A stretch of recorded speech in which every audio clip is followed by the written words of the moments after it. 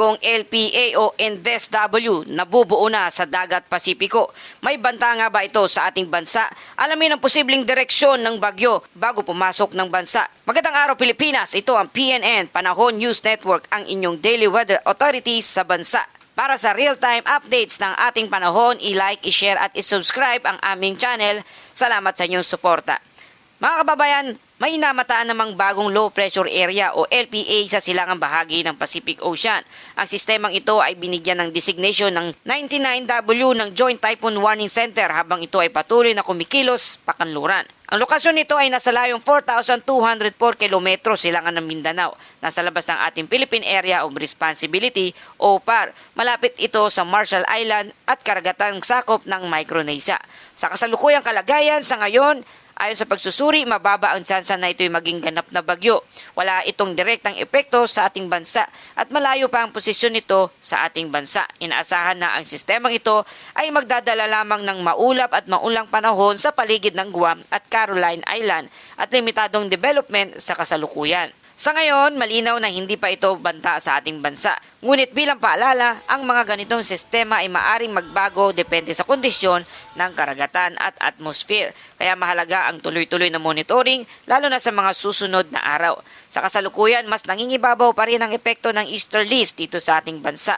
Karaniwan sa ganitong panahon, matapos ang hanging amihan, may mga nabubuong low pressure area o LPA sa Pasipiko. Ngunit hindi lahat ay nagiging bagyo, lalo na kung hindi pabor ang environmental condition. Para sa ating paalala, para sa ating safety reminders, huwag magpanik, wala pa namang bagyo at patuloy na subaybayan ang updates ng panahon. Maging handa pa rin sa local thunderstorm na posibleng maranasan sa inyong lugar. Sa kasalukuyang lagay ng ating panahon, init at biglaang ulan, easterlies na nagdudulot ng thunderstorm sa buong bansa. Mga kababayan, sa kasalukuyan, ang easterlies ay nakakaapekto sa ating bansa. Ito ang mainit na mahalumigmig na hangin nagmula sa karagatan na nagdadala ng init at panakanakang pag-ulan. Sa buong Mindanao, inaasahan ang maulap na kalangitan na may kalat-kalat na pag-ulan at thunderstorm. Dahil sa katamtaman hanggang minsahang malakas na pag-ulan, posible ang flash flood at landslide na maaaring maranasan sa lugar ng Mindanao. Sa Metro Manila naman at sa buong bansa, mararanasan ng bahagyang maulap hanggang maulap na kalangitan na may isolated rain shower o thunderstorm. Matinding thunderstorm at biglaang pagbaha at pagguho ng lupa asahan na sa ilang lugar. Para sa hangin at karagatan sa Luzon at Visayas, ang hangin ay mahina hanggang sa katamtaman na may direksyon mula northeast hanggang east, na may alon naman mula 0.6 hanggang 2.1 metro ang taas. Sa lugar ng Mindanao, mahina ang katamtaman ng hangin mula northeast hanggang north at may alon mula 0.6 hanggang 1.8 metro ang taas. Paayos po ang kondisyon ng dagat sa ngayon, ngunit mag-ingat sa biglaang pag-ulan at malakas na hangin. Sa ating temperatura, umaabot sa 22.7 degrees Celsius ang minimum temperature at ang maximum temperature naman ay kayang umabot ng 32.5 degrees Celsius. Ibig sabihin po mga kababayan, mainit at malinsangan sa tanghali, ngunit may tsansa ng biglang thunderstorm sa hapon o kaya naman sa gabi. Ang araw ay sisikat bandang alas 5:56 ng umaga at lulubog naman ito bandang alas 6:08 ng hapon dito sa Metro Manila. Mga kababayan, sa ilalim ng easterlies, karaniwan ang tinatawag na init sa umaga, ulan sa hapon na pattern. Habang umiinit ang panahon sa tanghali, nagkakaroon ng pagbuo ng ulap na nagreresulta ng thunderstorm sa hapon o gabi. Kaya kahit maaraw sa umaga, huwag maging kampante.